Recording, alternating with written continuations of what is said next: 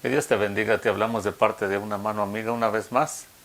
Y estamos aquí en bendición, felices por seguir compartiendo la palabra de Dios con todas las personas que nos siguen en las redes sociales.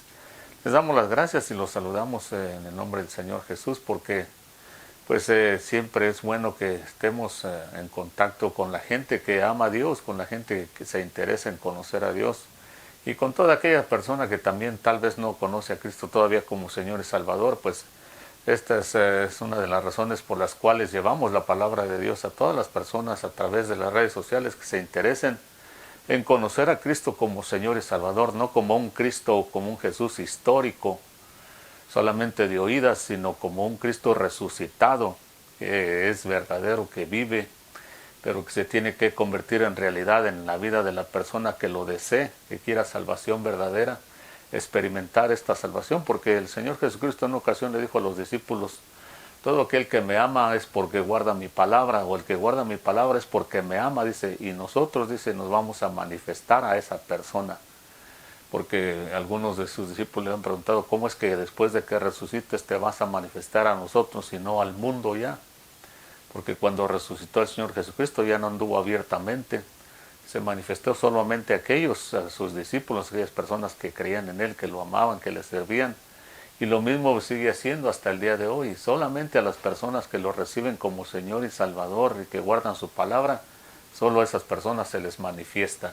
Puede manifestársele a otras personas que Él quiera llamar, pero si no aceptan su llamado, pues va a pasar a la historia y no va a pasar nada.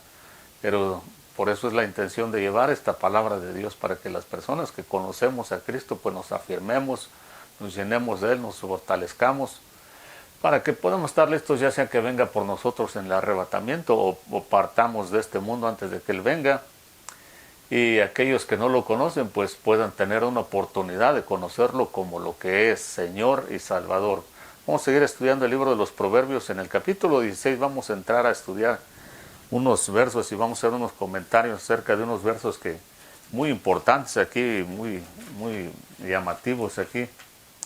Y en el verso 6 y 7 dice la palabra de Dios. Aquí en el capítulo 16 de Proverbios dice 6 y 7, dice: con misericordia, verdad, se expía la culpa, y con el temor del Señor el hombre se aparta del mal. Cuando los caminos del hombre son agradables al Señor, aún con sus enemigos hace estar en paz con él. El 6 y el 7 dice: con misericordia, verdad, se expía la culpa, y con el temor del Señor el hombre se aparta del mal. Cuando los caminos del hombre son agradables al Señor, aún con sus enemigos hace estar en paz. Y entonces, son unos versos importantísimos aquí, porque dice de qué forma es que se expía la culpa o el pecado. Y esto solamente lo pudo llevar a cabo Dios, expiar la culpa o el pecado que nosotros los seres humanos tenemos por naturaleza desde la caída de Adán y Eva. Pero dice de qué forma: con misericordia y con verdad. No es solamente haciendo lo que uno piensa.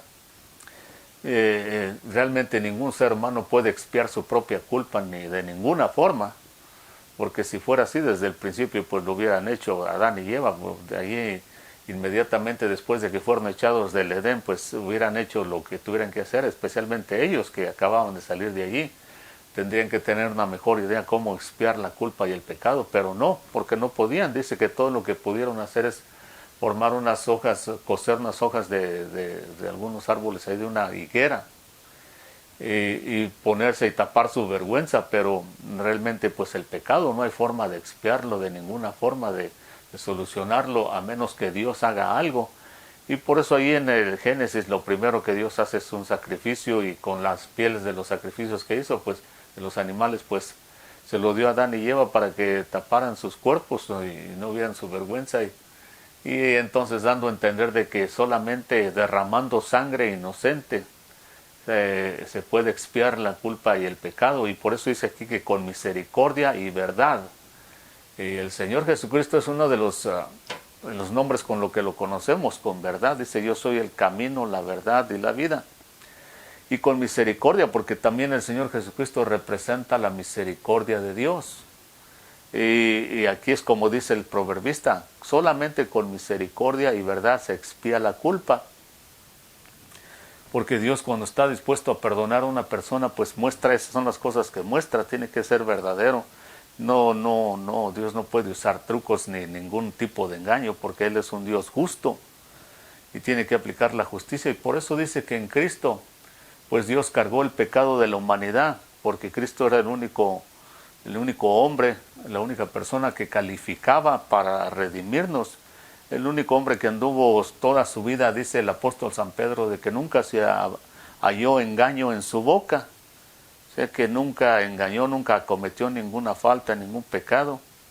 Era una persona, era el autor de la verdad y vivió una vida verdadera, porque una cosa es que él haya sido, que él era Dios en el cielo, donde tenía su gloria, su poder, su majestad. Otra cosa es que él siendo Dios, se haya vestido de un cuerpo humano para tener limitaciones como nosotros. Ahí ya no tan fácil era guardar la verdad, ser la verdad, vivir en justicia. Yo ya tenía un reto muy grande que tomar. Y por eso entonces tuvo que esforzarse mucho para vivir y seguir siendo esa verdad y vivir en la verdad. Y vivir una vida justa y tener misericordia de nosotros. Él cuando cumplió toda la ley, porque él dijo, yo no vine a abrogar la ley, no vine a quitarla, sino vine a cumplirla. Y entonces, para cuando él ya cumplió todos los requisitos de la ley, pues él podía haber reclamado su lugar de regreso en el cielo, porque no debía nada. La prueba es que cuando estaba en Getsemaní orando, dijo, Padre, si es posible, pasa esta copa de mí, pero que no se haga lo que yo digo, sino lo que tú digas. ¿Por qué dijo eso? Porque yo no soy, como diciendo, Padre, tú sabes que yo no soy culpable de nada. Yo no he ofendido a nadie en nada. A nadie le debo nada. Eso es lo que el Señor quería decir. Así que puedo regresar a mi posición original en el cielo, porque ya cumplí viviendo como hombre, viviendo toda la ley, una vida perfecta.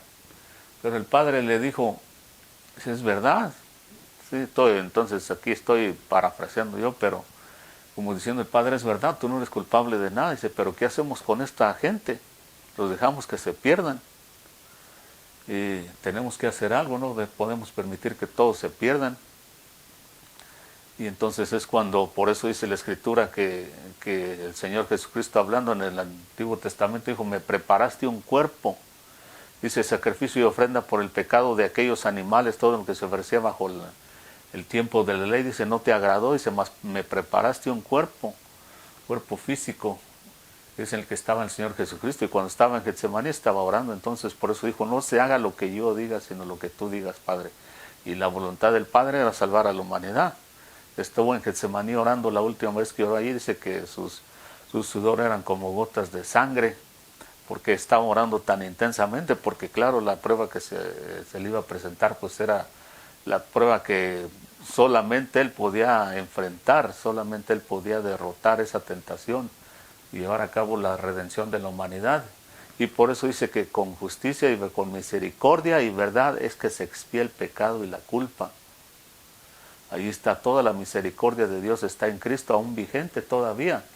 Para todas las personas que quieran ese perdón, no se halla en ninguna religión, no se halla en ninguna otra persona. Por más que le digan a la gente, ya si uno se quiere dejar engañar, porque ese es el problema principal de los seres humanos que tenemos en cuanto al engaño, a la mentira. No es tanto a veces que no sepamos que nos están engañando, no es tanto a veces que no sepamos que nos están mintiendo. Muchas veces sí nos damos cuenta, pero lo malo está que lo consentimos. Nos gusta que nos engañen, nos gusta que nos mientan. ¿Por qué? Porque muchas veces el ser humano piensa que eso va a justificarlos delante de Dios cuando Dios los juzgue y decir, Señor, es que a mí me engañaron, es que a mí me mintieron. Pero si nosotros estamos conscientes de todo eso, ¿por qué consentimos en que nos engañen? Y para hoy en día, después de 6,000 años, ya sería demasiada torpeza que un ser humano a través de la historia no nos demos cuenta de que la religión solo engaña, de que los hombres lo único que podemos hacer es engañar, porque no somos perfectos. Nosotros lo que hablamos de la palabra de Dios tenemos que sacarlo exclusivamente, netamente 100% de la palabra de Dios, porque si empezamos a hablar nuestras propias ideas, terminamos hablando de nosotros mismos y Eso es puro ego, pura idolatría. Dice Santiago, es pura mentalidad, pura sabiduría humana, racional, satánica, diabólica, dice. Por eso siempre tenemos que predicar a Cristo, el único ser, hombre, Dios, que vino y vivió una vida perfecta, porque solamente con misericordia y verdad es que se puede expiar la culpa. Eso es lo que escribió aquí el proverbista. Dice, y con el temor del Señor, entonces ya que una persona es perdonada, es aceptada por Dios a través de Cristo Jesús, ya empieza a tener ese temor de Dios, ese respeto a la presencia de Dios, porque antes uno puede hacer la lucha, pero el pecado, la maldad se lo arrastra a uno. Pero ya nacido de nuevo, ya recibiendo el Espíritu de Dios, la naturaleza divina, que nos ayuda a huir de la corrupción que hay en el mundo, entonces ya vivimos en el temor, en el respeto a la presencia de Dios, y nos damos cuenta que sin importar dónde estemos, en qué lugar estemos, cuál sea nuestra situación, tenemos que y podemos entonces ya tener respeto a la presencia de Dios. Y por eso aquí dicen entonces que con el temor del Señor el hombre se apartará del mal. Y eso es lo que venimos estudiando desde el principio, del verso 7 del capítulo 1, que el principio, el fundamento, la base de la sabiduría es el temor a Dios.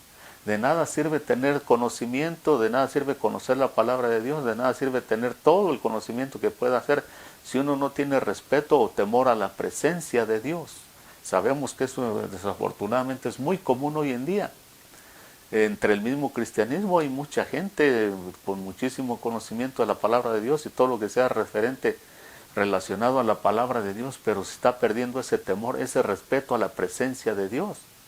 Y al igual que en el antiguo tiempo, que en el capítulo 9, 8, 9, 10 del libro de Ezequiel, Dios le muestra a este profeta todas las abominaciones que los mismos sacerdotes hacían en el templo de Dios. Adoraban al sol, adoraban demonios, adoraban toda clase de reptiles. Entonces, pues era una cosa muy trágica. ¿Por qué? Porque fueron perdiendo el temor a Dios, perdiendo el respeto a la presencia de Dios, que hasta en el mismo templo llegaron a introducir toda esa idolatría diabólica que Dios condenó. Y ahí mismo le muestra a Dios al profeta cómo Dios se va alejando de Israel, de Jerusalén. En una visión le muestra toda la gloria, así muy parecida a la visión que tuvo este profeta Isaías en el capítulo 6 de su libro. Y entonces a Ezequiel le muestra cómo Dios poco a poco se va alejando de la ciudad de Jerusalén y de Israel, hasta que se va completamente. Y lo único que queda, que el último que le dice Dios ahí, le muestra el profeta, dice, voy a marcar a todos aquellos que están en esta ciudad, dice, que se lamentan por la situación mala que hay aquí, dice, los voy a marcar, dice, pero a todos aquellos que no se les ponga una marca, que no se merezcan esta marca, dice, todos van a morir, porque todos estaban atascados en idolatría, en maldad, en iniquidad, por cuanto dejaron de caminar en el temor del Señor. Entonces queremos hacer también un comentario acerca del verso 24, del capítulo 16 aquí mismo y en el verso 24, porque es muy importantísimo. Dice el verso 24, panal de miel son las palabras agradables, dulces al alma y salud para los huesos. Desde el verso 23, voy a regresar a leer del 23. El corazón del sabio enseña a su boca y añade persuasión a sus labios. Y luego dice, panal de miel son las palabras agradables, dulces al alma y salud para los huesos, dice. Y entonces aquí pues está comparando la palabra de Dios con la miel. Dice que la palabra de Dios es como la miel, que es agradable al paladar. Comer miel es muy aconsejable, es muy medicinal y para muchas otras cosas sirve. Y aquí lo compara, dice que es agradable a la boca. ¿Por qué es agradable? Dice que y dulces al alma, dice, es salud para los huesos, ¿ya? Es salud para los huesos y dulces para el alma. Bueno, las palabras agradables pues siempre caen bien, siempre le hacen bien a las personas cuando son adecuadas, cuando son buenas, pero aquí estamos refiriéndonos más que nada que a la palabra de Dios cuando es dicha a tiempo, adecuadamente, pero también tiene que ser dicha bajo la influencia del Espíritu Santo de Dios. ¿Por qué? Ve que aquí está diciendo que es como la miel y que son agradables y que incluso traen salud para el alma. Pero ¿cuántas veces nosotros que cuando oímos la palabra de Dios a través de cualquier predicador o maestro o evangelista, apóstol, lo que sea, nos traen sanidad a nuestra alma. A veces no sucede así, aunque se nos esté enseñando la palabra adecuada, la palabra correcta, la palabra de Dios. Porque acuérdese que hay religiones, hay denominaciones que enseñan la palabra de Dios, pero no le traen sanidad al alma, ni tampoco son muy dulces al alma tampoco. No son palabras agradables como lo que es la miel, como probar miel. ¿Por qué? Yo creo que el problema que muchas veces en el que caemos, muchos que enseñamos la palabra de Dios, y me estoy incluyendo yo para que nadie piense de que hacemos acepción de personas, es que enseñamos lo correcto, enseñamos lo adecuado, lo que es la palabra de Dios, la enseñamos a tiempo y Dios sabe que nos esforzamos en hacerlo, pero lo que pasa es que lo hacemos bajo el espíritu equivocado. Porque de la única forma que van a ser agradables como la miel, las palabras que enseñemos a otras personas de lo que es la palabra de Dios, no nuestra propia palabra, nuestra propia opinión, sino que es la palabra de Dios. Ser amables, ser buenas personas, tratar a los demás con respeto y todo eso es bueno. Pero ya aquí hablando de lo que es la palabra de Dios, tenemos que enseñarla bajo el espíritu correcto, bajo la influencia de un espíritu bueno.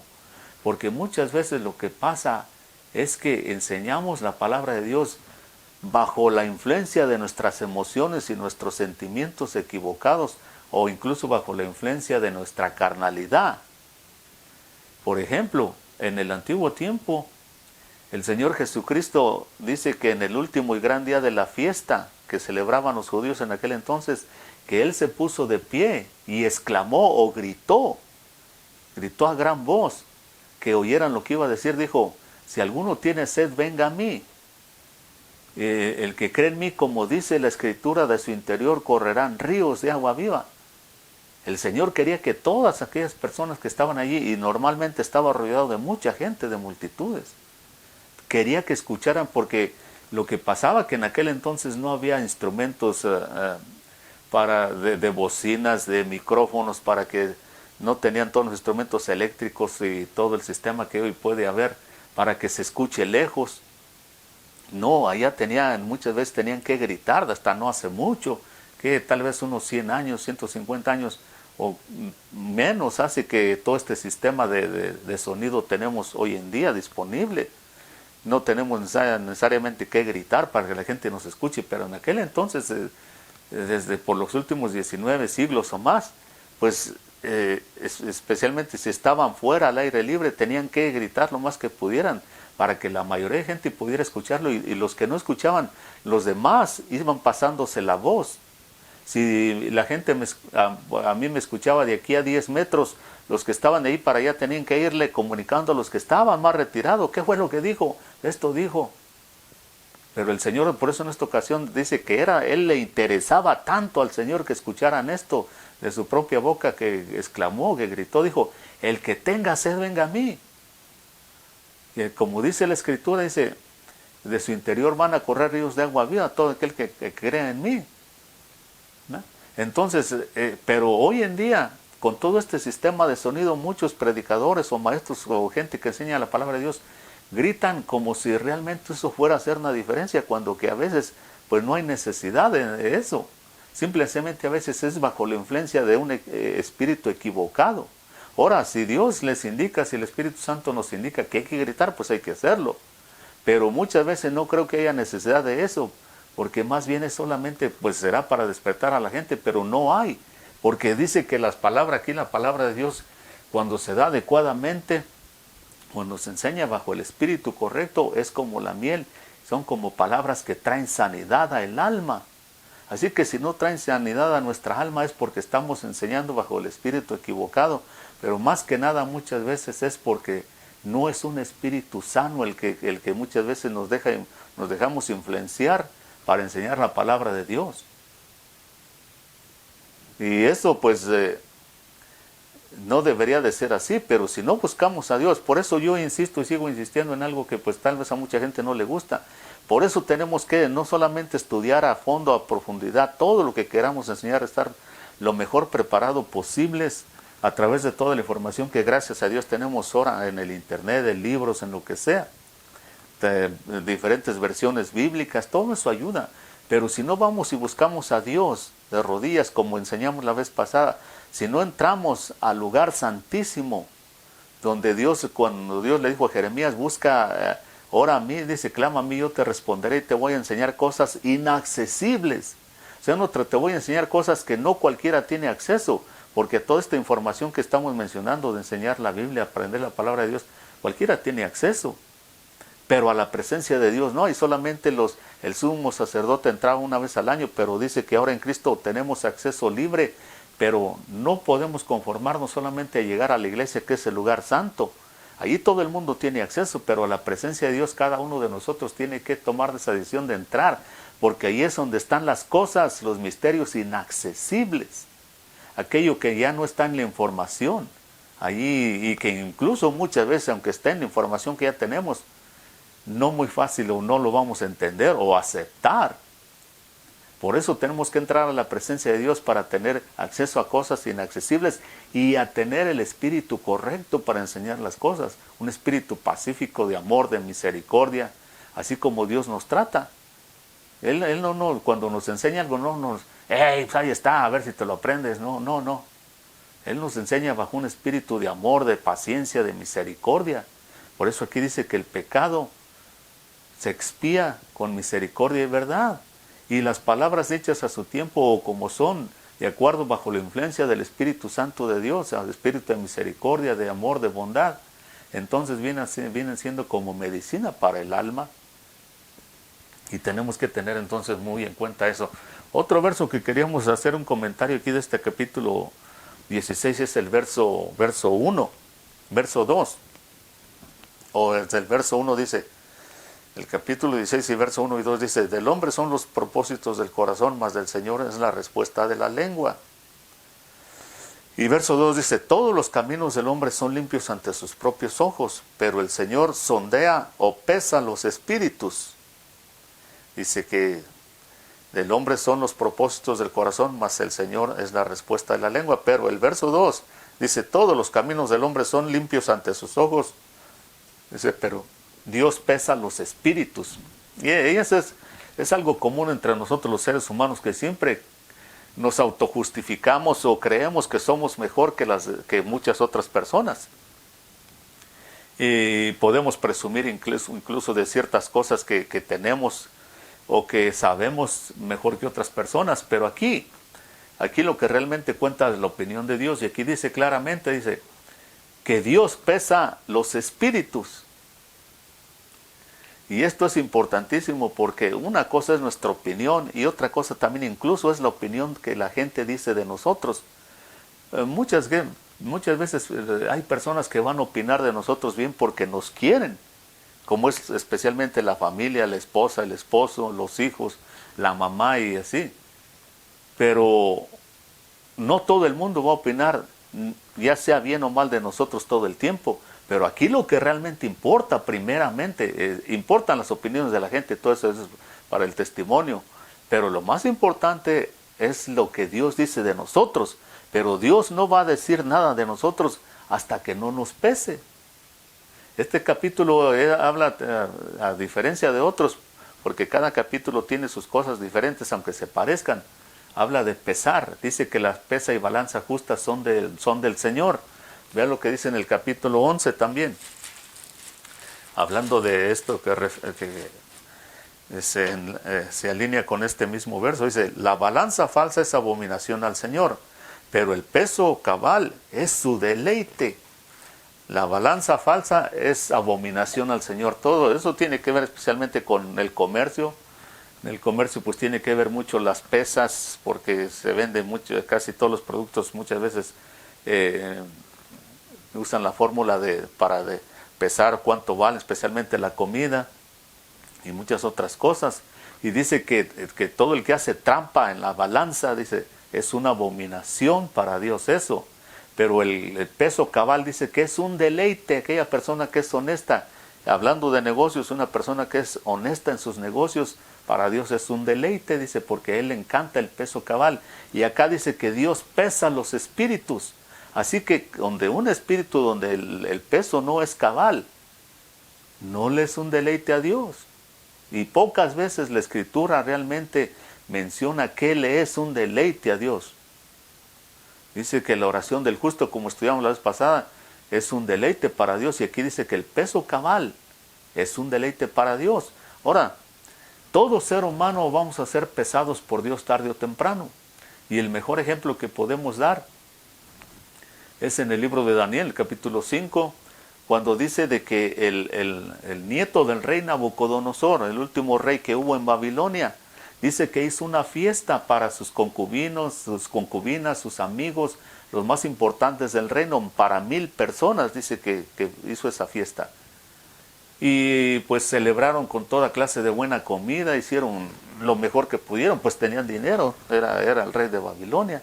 Pero también dice que ya estando embriagados con el vino, alegres, y un día vamos a hablar de, si Dios quiere, de eso, del vino, de embriagarse, de cómo el mundo ha caído bajo la influencia del vino, de las bebidas alcohólicas, y está ebrio el mundo. Entonces este rey, juntamente con los que invitó, pues ya estando alegres, dijo: traigan los vasos de oro que trajeron de Jerusalén, que estaban allí ya por mucho tiempo. Su papá, su abuelo Nabucodonosor, cuando fue y conquistó Jerusalén y Judea, se llevó todo aquello del templo, incluyendo el candelabro. Y entonces ahí los guardaban porque eran considerados, aún por estos mismos reyes que eran paganos, eran considerados cosas santas, vasos santos, utensilios santos, y no se atrevían a darles mal uso, ni mucho menos para adorarlos delante de sus dioses paganos. Pero este rey último, Belsasar, nieto de Nabucodonosor, dijo: vayan y traigan esos vasos y los vamos a usar.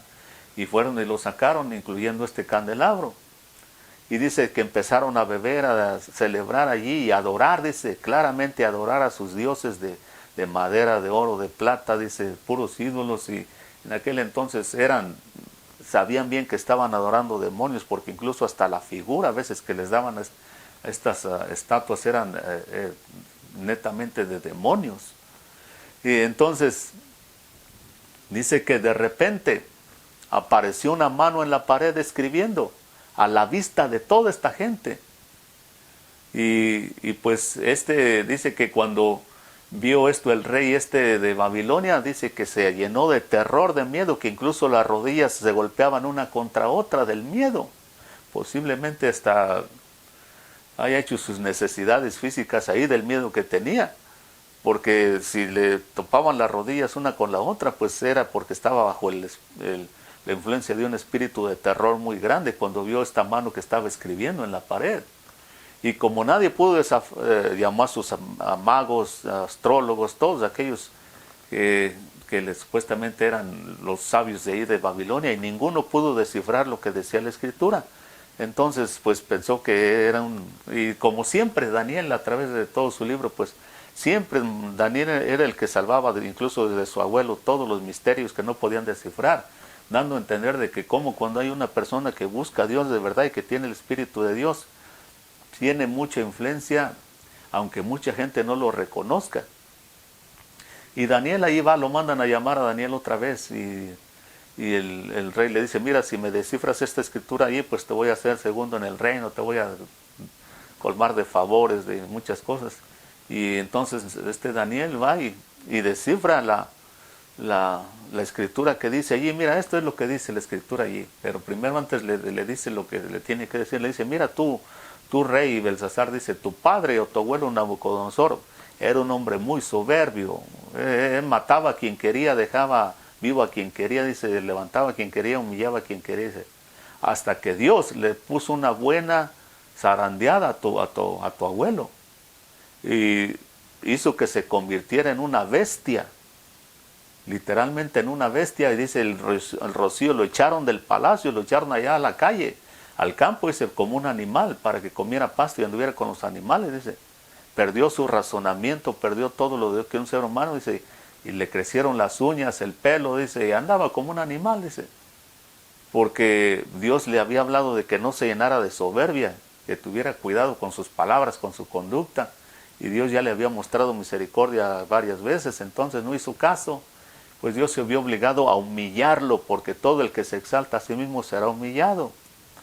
Y entonces Dios, al final de los 7 años anda así Nabucodonosor, Dios le da un momento de luz para que reconozca su maldad y lo hace. Y entonces ahí después en el siguiente capítulo 6 dice, Nabucodonosor, todo lo que Dios hace con él, y termina alabando y exaltando a Dios Nabucodonosor. Entonces Daniel le dice todo esto, dice, pero tu abuelo se arrepintió cuando tuvo la oportunidad, se reconoció que Dios es la máxima autoridad y que hay que humillarse delante de él y que no hay que llenarse de soberbia. Hizo lo bueno, dice, pero tú, dice, tú sabiendo la historia, sabiendo esto, no te has humillado. Y por eso Dios ha puesto esta escritura y dice, y lo que esa escritura significa es esto, dice, que Dios ha pesado tu reino, te ha pesado a ti y ha hallado falto de peso, dice. Dios te ha pesado, no diste el peso que tenías que dar y por lo tanto tu reino es quitado y dado a los medopersas. Y así Dios nos va a pesar a todos, porque a Él le encanta el peso cabal y la única forma de tener peso cabal es que seamos justificados por la fe en Cristo Jesús, que tengamos su Santo Espíritu, porque Dios lo que ve en nosotros es ese peso. Está su Espíritu en nosotros, porque de otra forma, por eso aquellos que llegan y le dicen, Señor, en tu nombre profetizamos, y incluso a las 10 vírgenes, a las 5 vírgenes que se quedan afuera, les dice, de verdad que no los conozco. Dando a entender, ustedes no pesan lo que yo busco. El peso que yo busco en ustedes no lo dan, así que yo a ustedes no los conozco, pero acepte a Cristo como Señor y Salvador para que demos ese peso, porque esa gloria de Dios tiene que estar en nosotros, ese es el verdadero peso, que la gloria de Dios, el Espíritu de Dios esté en nosotros. Acepte a Cristo y si conoce a Cristo, esfuércese para que seamos de agrado delante del Señor. Dios lo bendiga, hasta la próxima. En Romanos 10:9 dice que si confesamos con nuestra boca que Jesús es el Señor y creemos en nuestro corazón que Dios le resucitó de entre los muertos, seremos salvos. Si te gustaría hacer esta oración de fe conmigo para aceptar a Jesucristo como tu único Salvador, repite esta pequeña oración. Padre Celestial, sé que he pecado contra ti y que mis pecados me separan de ti. Creo que tu Hijo Jesucristo murió por mis pecados, que fue levantado de los muertos, que vive y oye mi oración.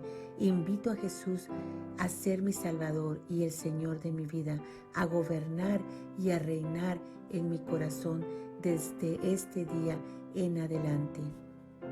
Si hiciste esta oración de fe, te aconsejamos que leas tu Biblia todos los días y acércate a una iglesia donde puedan ayudarte a crecer espiritualmente. Que Dios te bendiga.